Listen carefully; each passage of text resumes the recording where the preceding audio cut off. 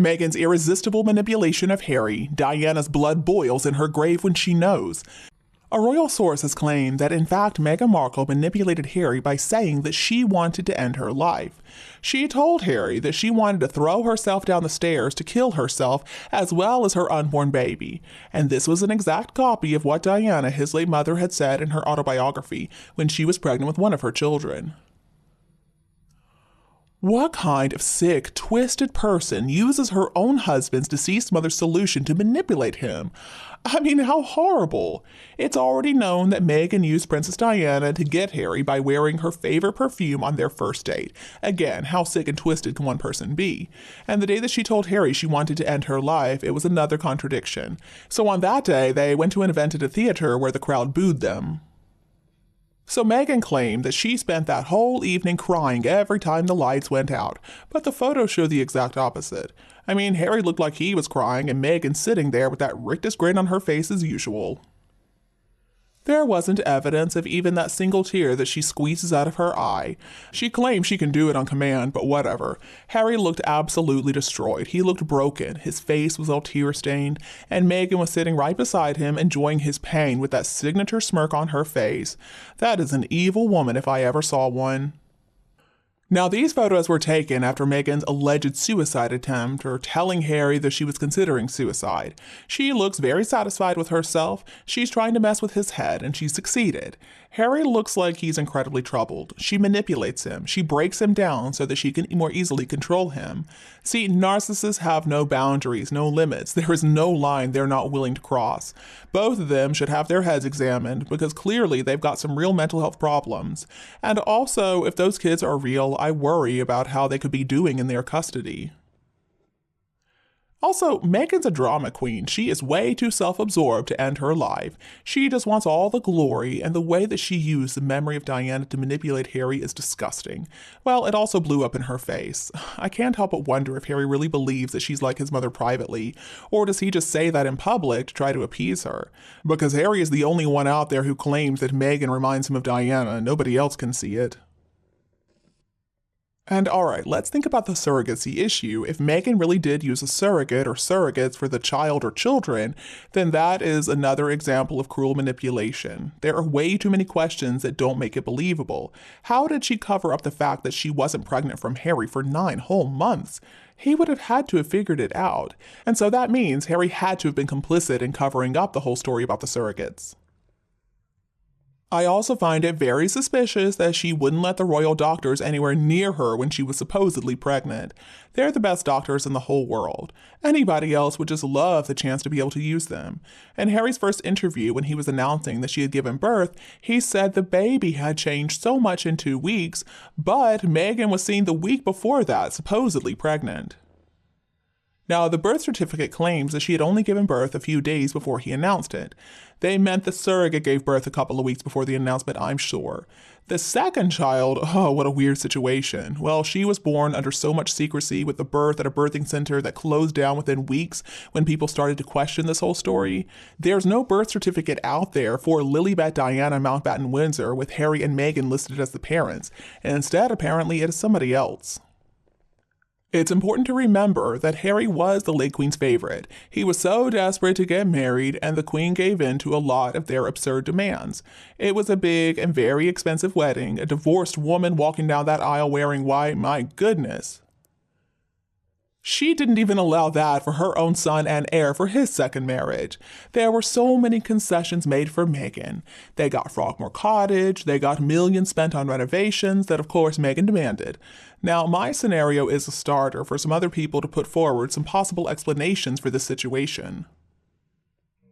The best I can figure is the royal family and their advisors decided that having had to agree to avoid a vicious and dangerous attack on the reputation of the monarchy itself, the best way to keep themselves safe for the future was to be seen being extra generous and welcoming to Meghan. They knew that she was a narcissistic sociopath, and they knew that they had to be careful to guard against any future accusations of racism when Meghan wasn't allowed to have her own way. I'm sure they knew who she was from the very beginning. Another possibility could be that they gave in the first time because maybe it really was seen as the lesser of two evils. Welcoming the crazy sociopath into the royal family was a lot better than having Harry accusing the monarchy of being racist. And at that time, the public didn't know yet what Meghan was really like. Harry was popular, and many people would have believed their story, and that would have really been a dangerous thing to the continuation of the monarchy. They knew there would be threats, there would be demands again in the future, and they would have to refuse that. And then the accusations were going to be made, which is exactly what happened with that Oprah interview, because the Queen said no, they were not allowed to sell the royal brand in the US. Well, it didn't work for Meghan and Harry because they had that ridiculously lavish wedding. Charles walked her down the aisle, and there had been some negative stories about her by that point. I think the Queen was so wise. She saved the monarchy by the way that she handled this difficult situation. And let's keep in mind, this was an incredibly difficult situation that Harry created. In my mind, anybody who says they want to kill themselves should immediately be taken to an emergency room or a good psych facility for evaluation and treatment, and that's including Meghan Markle. If she really did threaten to kill herself and she was serious, then surely she would have received the professional help that she so desperately needed. But if she was lying and she just wanted to get sympathy and manipulate Harry, then I think a trip to a facility would have called her bluff, and that would have stopped the nonsense right then and there. And at the same time, she apparently sent an email to the editor of Vogue UK asking them to invite her to be the guest editor for the September issue, and to have her picture right there on the front cover. Boy, that takes a lot of nerve, doesn't it? I mean, are those the actions, though, of a depressed woman considering suicide? I don't think so. Harry also had a good therapist on speed dial in his phone, so why didn't he contact that person? Harry and Meghan and Prince William and Catherine were patrons of Heads Together, and that's a mental health charity, so why couldn't they have contacted anyone working there? Meghan was being attended to by medical professionals for the pregnancy, so why couldn't she have asked them for help? Well, the only thing that really pops into my head is that she asked Palace HR for help to see a therapist, but they just met her with some blank expressions. Now, this would have probably been normal in the US if there is health insurance as a part of a job. But in the UK, if it's met with some blank expressions, that's because health insurance has nothing at all to do with one's job. It's a totally separate thing. HR staff simply would not have known what to do with that question because it's not part of their job. So, of course, they would have just told her, "We don't know, go figure it out yourself." And if they really were worried, they could have brought it to the attention of Meghan and Harry's private secretary. And maybe that person could have suggested something. But then again, they were also such vicious bullies, the staff were leaving left and right, so I'm not sure how forthcoming this help would have been. At the end of the day, though, I think the only conclusion we can come to is this little story never happened. It is a story that Meghan made up for the Oprah Winfrey Show, and Harry just went along with it.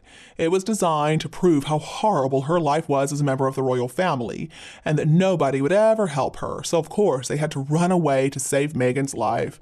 And it was also part of her really scary imitation of Diana.